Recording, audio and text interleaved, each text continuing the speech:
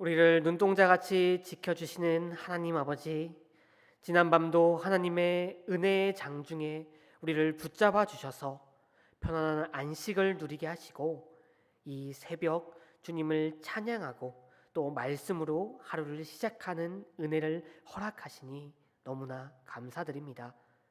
주님, 우리가 이 세상을 살아가면서 겸손히 주님만 의지하며 살아가게 하여 주시옵고, 세상의 헛된 것이 아니라 오직 주님의 지혜를 의지하며 살아가게 하여 주시옵소서. 은혜의 주님, 죄악 가운데 있던 저희들을 긍휼하게 여겨주셔서 구원하시려고 그 귀한 아들을 우리에게 보내시고 자비로운 사랑으로 저희를 품어주시는 하나님의 은혜에 진심으로 감사드립니다. 주님, 이 어렵고 힘든 때에 우리를 도우실 분은 주님밖에 없음을 우리가 고백합니다. 어려움과 고난 가운데 있는 우리를 불쌍히 여겨주시고 긍휼히 여기셔서 우리에게 다시 한번 그 놀라운 은혜를 부어주시옵소서.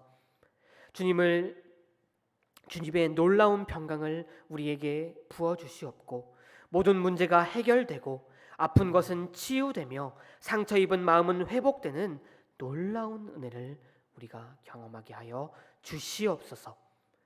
우리의 기도를 들으시고 응답해 주시는 우리 주 예수 그리스도의 이름으로 기도드렸습니다. 아멘.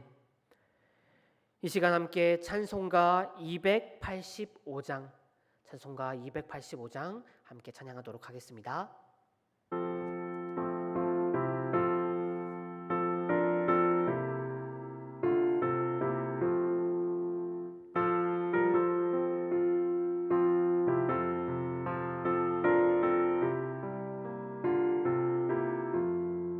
주의 말씀 받은 그날 참 기쁘고 복되도다.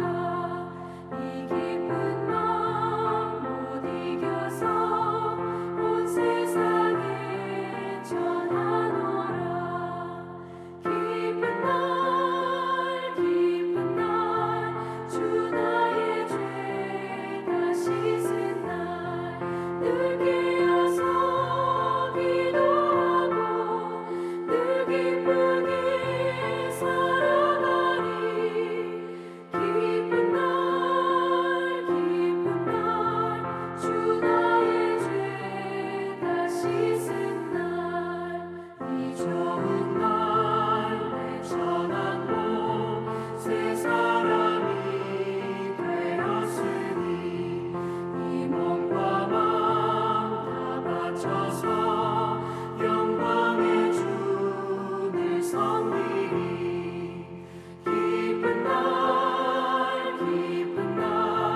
주 나의 죄 다 씻은 날 늘 깨어서 기도하고 늘 기쁘게 살아가리. 기쁜 날 주 나의 죄 다 씻은 날.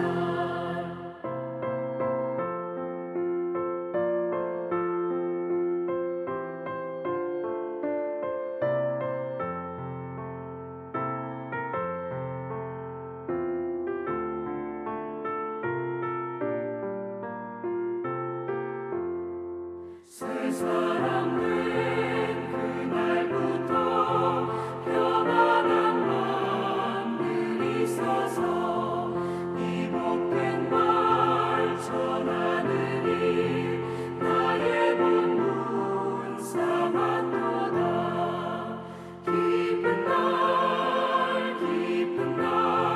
주 나의 죄 다 씻은 날 늘 깨어서 기도하고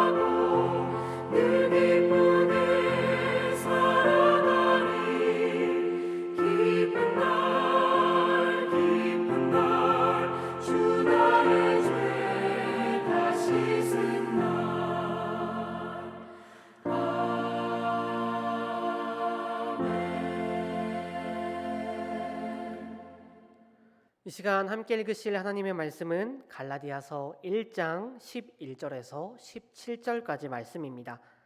갈라디아서 1장 11절에서 17절까지 말씀, 이 시간 함께 읽도록 하겠습니다. 형제들아, 내가 너희에게 알게 하노니 내가 전한 복음은 사람의 뜻을 따라 된 것이 아니니라. 이는 내가 사람에게서 받은 것도 아니요 배운 것도 아니요 오직 예수 그리스도의 계시로 말미암는 것이라. 내가 이전에 유대교에 있을 때에 행한 일을 너희가 들었거니와 하나님의 교회를 심히 박해하여 멸하고 내가 내 동족 중에 여러 연갑자보다 유대교를 지나치게 믿어 내 조상의 전통에 대하여 더욱 열심히 있었으나 그러나 내 어머니의 태로부터 나를 택정하시고 그의 은혜로 나를 부르시니가 그의 아들을 이방에 전하기 위하여 그를 내 속에 나타내시기를 기뻐하셨을 때에 내가 곧 혈육과 의논하지 아니하고 또 나보다 먼저 사도된 자들을 만나려고 예루살렘으로 가지 아니하고 아라비아로 갔다가 다시 다메섹으로 돌아갔노라. 아멘.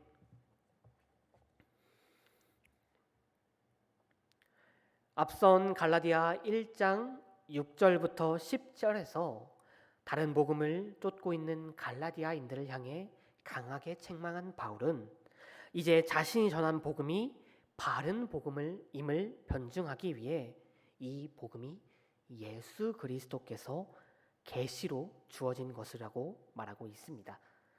먼저 오늘 말씀 11절 상반절을 보시면 바울은 이 갈라디아 교인들을 향해 형제들이라고 부르고 있습니다. 형제들아, 내가 너희에게 알게 하노니. 바울은 자신의 뜻과 같이하고 또 자신의 사역을 돕는 동역자들을 가리켜 종종 형제들이라고 부르곤 했습니다. 앞선 갈라디아 1장 2절에서도 함께 있는 모든 형제라는 표현을 사용하고 있죠. 그런데 갈라디아 교인들, 그들은 지금 바울이 전한 그리스도의 복음을 속히 떠난 사람들입니다. 그들은 다른 복음을 따르고 있는 이들입니다. 바울로서는 어떻게 그들이 그럴 수 있냐고, 그들이 어떻게 나에게 이럴 수 있냐고 말하며 배신감이 생길 수 있는 상황인 것이죠.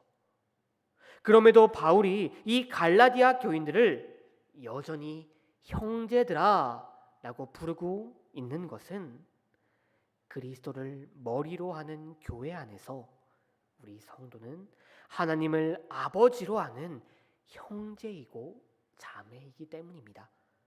바울이 이 편지를 갈라디아 교인들에게 보냈던 것은 그리스도 안에서 형제된 그들을 걱정하기 때문에, 잘못된 길을 걷고 있는 그 형제들을 걱정하는 마음으로 보낸 것이기 때문이었습니다. 성도 여러분, 예수님을 그리스도라 고백하는 우리 모두는 주 안에서 한 형제이고 자매입니다. 그래서 우리를 서로 돌아보아야 합니다. 바울이 말하고 있던 것처럼, 바울이 수없이 말했던 것처럼 주 안에서 형제된 우리는 서로를 돕고 서로를 돌아보며 서로를 위해 기도해야 합니다.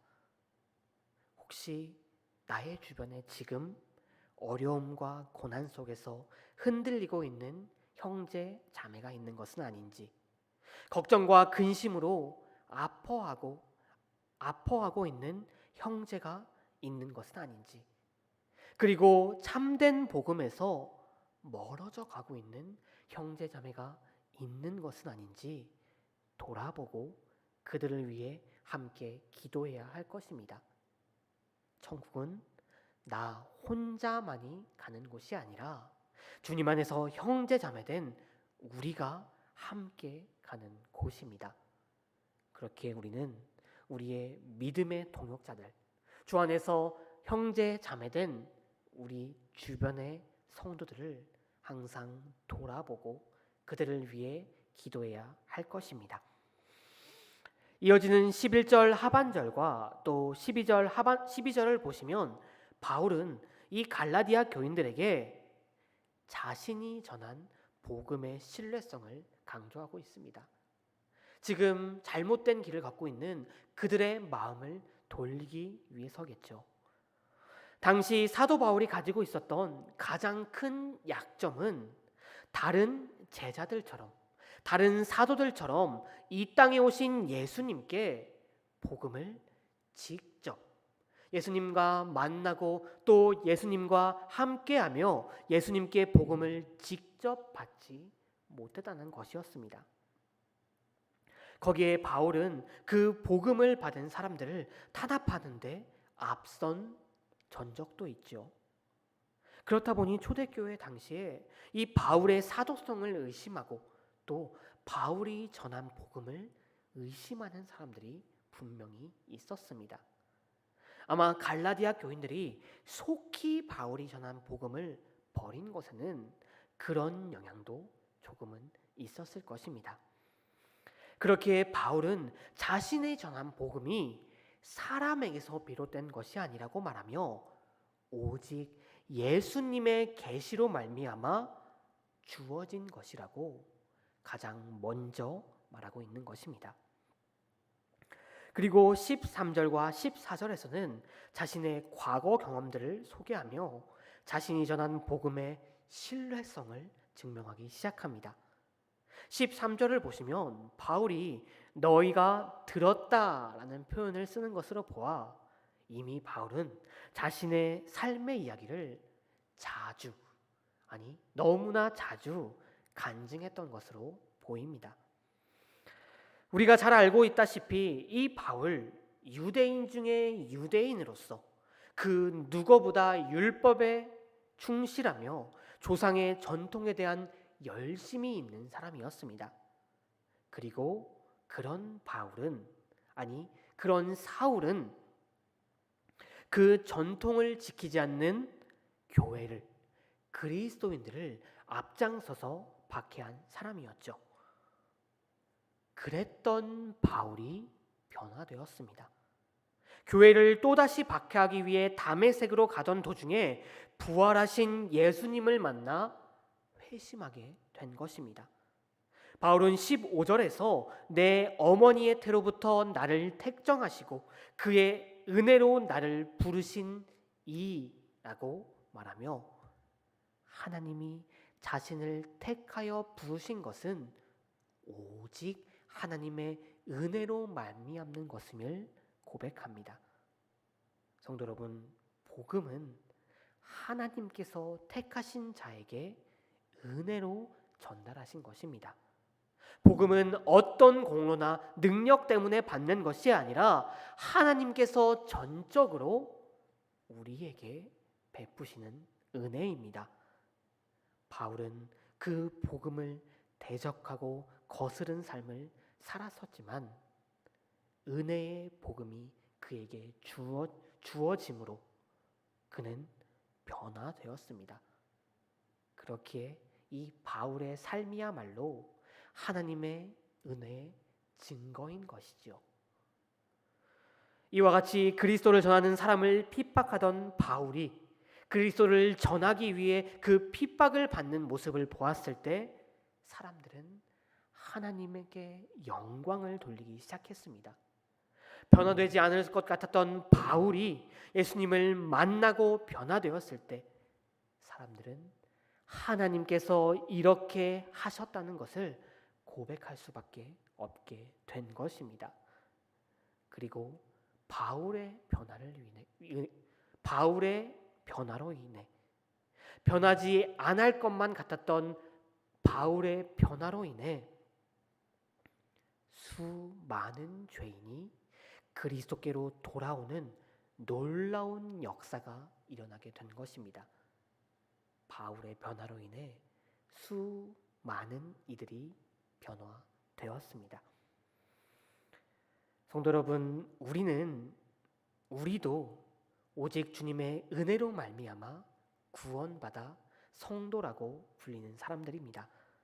비록 바울과 같은 극적인 변화가 아니더라도 우리 성도도 예수님을 닮아가기 위해, 예수님을 기쁘시게 하기 위해 끊임없이 변화되어야 합니다. 바울의 변화로 인하여 수많은 이들이 변화되었던 것처럼 오직 그리스도의 복음으로 변화된 우리의 모습을 볼 때 우리의 가족이, 우리의 친구가, 우리의 민족이 변화되고 하나님의 영광을 나타내는 놀라운 은혜의 역사가 우리를 말미암아 일어나게 될 것입니다. 바울은 예수 그리스도와 만남으로 인해 그 놀라운 인격적인 만남 이후 완전히 변화되었습니다. 그 변화를 보고 사람들이 하나님께 영광을 돌릴 정도로 놀라운 변화였습니다. 바울을 만나시고 그를 변화시켰었던 주님께서 우리도 만나셨고 그리고 지금 우리 안에 우리와 함께 계십니다. 그 놀라운 은혜를 받은 우리이기에 우리는 주님이 주신 말씀을 이정표 삼아 옳은 길로, 주님의 길로 나아가야 합니다. 그리고 주님 안에서 형제 자매된 우리의 믿음의 동역자들을 다시 한번 돌아보며 그들을 붙잡고 그들의 손을 붙잡고 이 주님의 길을 걸어 나아가야 합니다. 우리가 주님의 놀라운 은혜를 소유한 사람답게 살아갈 때 우리는 나도 모르게 조금씩 변화되는 우리의 모습들을 발견하게 될 것입니다. 바로 그것이 믿음의 열매를 맺는 삶일 것이고 우리가 맺는 믿음의 열매는 틀림없이 이 땅을 변화시킬 것입니다. 오늘 이 말씀을 기억하시며 주님의 값없는 은혜를 받은 자로서 주님을 닮아 변화되심으로 믿음의 열매를 맺어 이 땅을 변화시키게 되는 저와 여러분이 되기를 바랍니다. 함께 기도하시겠습니다. 사랑과 은혜가 풍성하신 하나님 아버지, 죽어마땅한 저희들을 십자가의 보혈로 구원하시고 주님의 자녀 삼아 주시니 감사합니다. 우리들 그 놀라운 은혜를 누리는 자로서 이 세상이 아니라 오직 주님을 닮아가는 삶을 살기를 원합니다. 우리들 그리하여 주님이 주신 말씀을 더욱 묵상하며 그 말씀에 순종하며 살아감으로써 주님의 백성답게 변화되게 하여 주시옵소서. 우리의 변화를 통해 우리의 가족이 변화되고 우리의 친구가 변화되는 선한 영향력을 끼치는 우리가 되게 하여 주시옵소서. 오늘 하루도 주님을 찬양하는 노래가 우리 가운데 넘치기 바라며 우리를 구원하신 우리 주 예수 그리스도 이름으로 기도드립니다. 아멘. 하늘에 계신 우리 아버지여, 이름이 거룩히 여김을 받으시오며 나라가 임하옵시며 뜻이 하늘에서 이루어진 것 같이 땅에서도 이루어지이다. 오늘 우리에게 일용할 양식을 주시옵고 우리가 우리에게 죄 지은 자를 사하여 준 것 같이 우리의 죄를 사하여 주시옵고 우리를 시험에 들게 하지 마시옵고 다만 악에서 구하옵소서. 나라와 권세와 영광이 아버지께 영원히 있사옵나이다. 아멘.